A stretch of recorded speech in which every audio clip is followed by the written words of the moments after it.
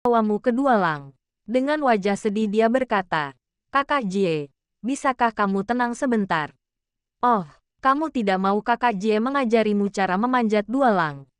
Saya bercanda, Kakak Jie, damai. Su yang segera mengangkat tangannya dan meraih tangan Kakak Jie yang hendak melepas kacamatanya, menghentikan mantranya.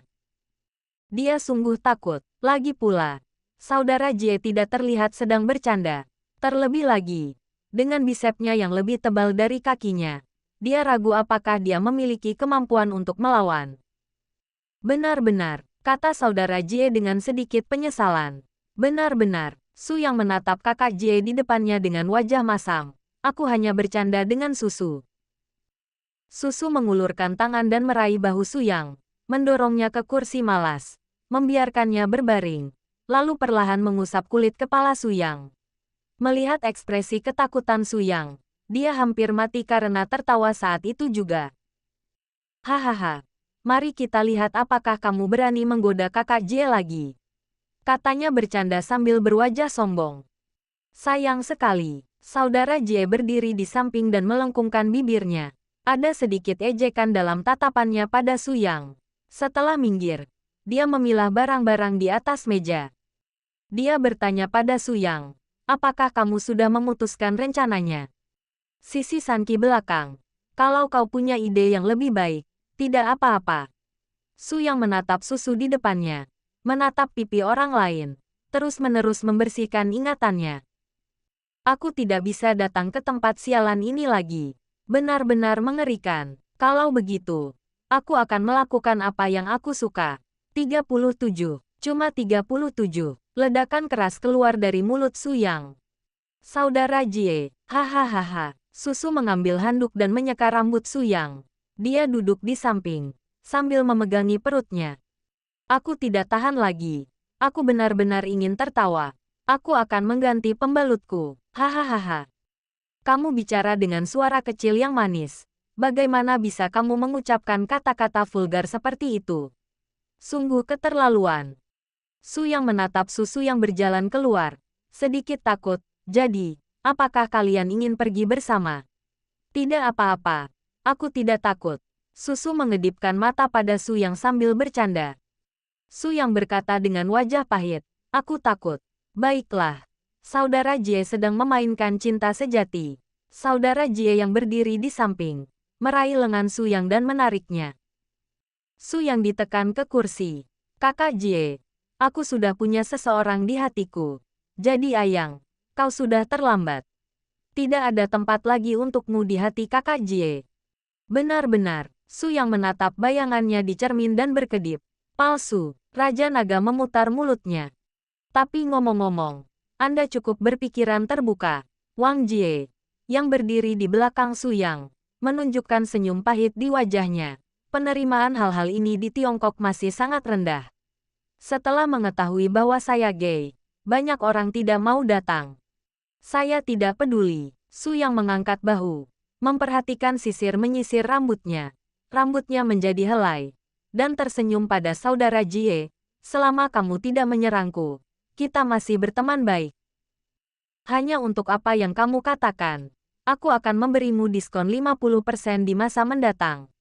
Saudara Jie tersenyum. Su Yang tersenyum tipis. Jadilah dirimu sendiri. Saudara Jie mengangguk dan mengabdikan dirinya untuk memotong rambut Su Yang. Tahukah kamu, meskipun dia begitu besar, dia bisa memotong rambut dengan sangat cepat dan efisien. Gunting itu memangkas rambutnya dengan bunyi desiran. Potongan-potongan rambut berguguran. Setiap potongan rambut tampaknya seperti pertaruhan. Itulah sebabnya Su Yang suka terus-menerus memotong rambutnya di perusahaan yang sama, sehingga setidaknya dia bisa merasa tenang. Namun potongan rambutnya kali ini akan menelan biaya lebih dari 2.000 yuan, dan Su Yang berpikir hasilnya tidak akan terlalu buruk. Mungkin harga itulah yang memberinya keyakinan. Atau mungkin kepercayaan diri yang ditunjukkan Wang Jie saat ia mengambil gunting. Hei, apakah kamu siap? Su Yang memandang Susu yang berjalan ke arahnya dan bertanya dengan nada sinis. Apa, kau ingin aku pamer di mulutmu? Susu cemberut pada Su Yang. Kakak Jie, lihat dia. Su Yang segera berteriak pada saudara Jie. Saya sarankan kamu jangan nakal-nakal amat. Saya khawatir kakak Jie benar-benar tidak akan bisa menolak dan memelukmu. Su Yang menatap pantulan mata kakak Jie di cermin lalu terdiam sejenak. Kakak Jie, jangan menatapku seperti itu. Saya sedikit panik. Bagian belakang hatiku terasa sedikit dingin. Menggigit, sambil memotong rambut. Pembawa acara dengan berani bercanda dengan orang asing itu dan membuat keduanya semakin dekat. Hadiah, 888 yuan. Siapa sih yang sebenarnya ingin kau dekati? Sialan. Tolong buat lebih jelas. Sistem, bicaralah dengan jelas. Sialan. Jangan seperti ini. Saya panik. Melihat Su Yang dipermalukan, Susu terkekeh. Dia menarik kursi dan mendekat. Duduk di samping. Dengan kedua tangan di belakang kursi. Wajahnya bersandar di lengannya. Dia bertanya kepada Su Yang dengan rasa ingin tahu. Su Yang, apa yang kamu lakukan? Otakku. Su Yang menatap pantulan jelas di cermin. Kamu, otakku. Susu langsung menggelengkan kepalanya sambil bertanya. Otakku mana yang jago ngomong? Rumahmu. Apa maksudmu rumahmu? Sialan. Dasar bajingan. Susu bereaksi setelah beberapa saat dan merasa seperti sedang diejek. Dia segera menatap Su Yang dengan gigi terkatup. Kakak Jie, bunuh dia. Aku akan membiusnya untukmu. Su Yang, kamu tidak bisa berbuat apa-apa. Kakak Jie melirik Su Yang dan Susu. Tahukah kamu, cara dia berbicara tidak terlihat seperti seorang otaku sama sekali. Faktanya, Su Yang dulunya adalah orang yang pendiam. Tetapi tampaknya karena dia tidak perlu terlalu banyak berpikir, dan setelah memiliki sistem itu, dia menjadi lebih percaya diri. Dia tampaknya telah banyak berubah. Karena bersedia berkomunikasi dan bercanda dengan orang asing, orang menjadi lebih percaya diri dan humoris. Benarkah? Kamu seorang otaku? Susu sedikit tidak percaya. Ya, saya biasanya tinggal di rumah dan menulis novel atau semacamnya, menjadi blogger video pendek, dan menghasilkan sedikit uang untuk bertahan hidup. Su Yang menghela nafas, bukankah sudah hampir tahun baru? Jadi saya membuat akun Huabei. Datang ke sini untuk berfoya-foya, punya gaya rambut keren, dan bersiap pulang dan mencari wanita kaya untuk ditinggali. 6.